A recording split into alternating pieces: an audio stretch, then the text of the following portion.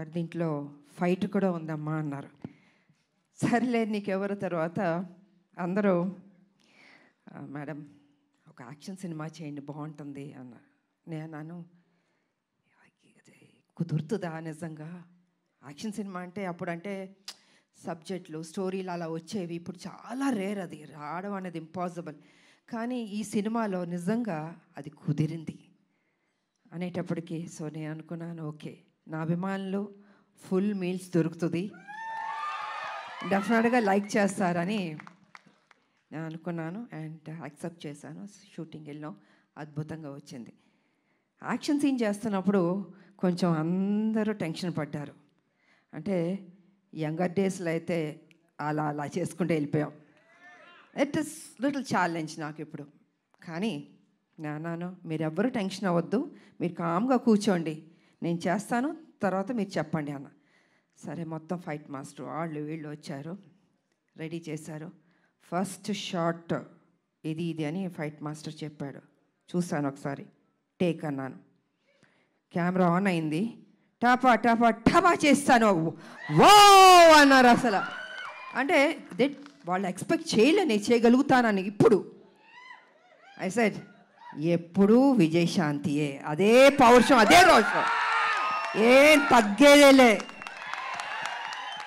ఎంత ఏజ్ అయినా ఇలాగే ఉంటాను, స్ట్రాంగ్గానే ఉంటాను. ఎందుకంటే అమ్మ అని అంటున్నారు కదా, మా అమ్మ నాన్న ఆ డిసిప్లిన్ చెప్పి నేర్పించి ఒక క్రమశిక్షణతో నన్ను పెంచబట్టే ఈరోజు మీ అందరి ఆశీర్వాదంతో నేను ఈ స్థాయికి రాగలిగాను. కమిట్మెంట్, డెడికేషన్ అది ఉండాలి ప్రతి మనిషికి.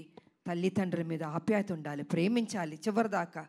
వాళ్ళు ఉన్నప్పుడు ఆ విలువ తెలీదు, వాళ్ళు లేనప్పుడే అయ్యో మా అమ్మ లేదు మా నాన్న లేరు అనిపిస్తుంది. అందుకే వాళ్ళు ఎంతకాలం బతికున్నా ఆ ప్రేమగా చూసుకోండి, ఆప్యాయతగా చూసుకోండి, అదే మీకు శ్రీరామ రక్ష అని మీ ఇప్పుడు జనరేషన్కి నేను చెప్పదలుచుకుంది. కాబట్టి ఇంకా ప్రొడ్యూసర్స్ అంటారా, బాబు గారు ప్రొడ్యూసరు, సునీల్ గారు, అశోక్ గారు చెప్పక్కర్లేదు, అద్భుతంగా ఖర్చుకు వెనకాడలేదండి. ఎంత కావాలంటే అంత పెట్టండి అనేసి బాబు వాళ్ళందరూ డిసైడ్ చేసి చెప్పడం జరిగింది. సో నిజంగా అంత ఖర్చు పెట్టారు, బాగా వచ్చింది. ఇక డైరెక్టర్ గారు అయితే ఫస్ట్ పిక్చర్ లాగా నాకు అనిపించట్లే, చాలా బాగా చేశారు. కూల్గా ఉన్నాడు ఆయన సెట్లో కూడా, ఏదో టెన్షన్ పడుతూ బాబుతో నాతో చేస్తా అంత లేదు టెన్షన్, జస్ట్ కూల్గా ఏదో ఒక 20 సినిమాలు చేసిన అంత ఎక్స్పీరియన్స్ తోటి ఆయన బాగా చేశారు. అండ్ ఈ సినిమా తర్వాత డెఫినెట్గా you going to become a top director అండి. డెఫినెట్గా బాబు భలే ఒక్కొక్కళ్ళు ఎత్తికి తీసుకొస్తే నేను అడిగాను, బాబు డైరెక్టర్లు ఎక్కడెక్కడి నుంచో ఎత్తికి తీసుకొస్తారు, ఎలా కనపడతా అంటే లేదమ్మా ఏదో చెప్తూ ఉన్నాను.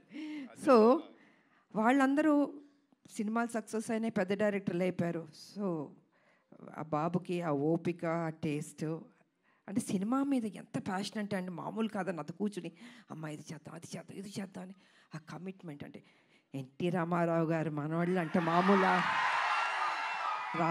రామారావు గారు నేర్పించిన ఆ డెడికేషన్, సిన్సియారిటీ, అసలు క్రమశిక్షణ నిజంగా ఈ జనరేషన్లో కూడా ఇలా ఉండడం అన్నది నాకే షాక్ అనిపించింది. సో బాబు ఎప్పుడు ఇలా ఉండాలి, హ్యాపీగా ఉండాలి, మంచి మంచి సినిమాలు చేయాలి.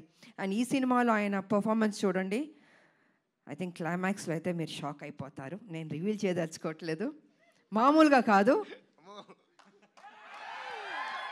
మీరు చూసిన తర్వాత తెలుసు అంత బాగుంటుంది. అండ్ షాక్ అవుతారు ఒక్క నిమిషం, అలా ఉంటుంది క్లైమాక్స్. సో అండ్ ఇంకా చెప్పడానికి ఏం లేదు, అన్నీ చెప్పేశాను నేను. ఈ సినిమా పెద్ద హిట్ చేయాలి.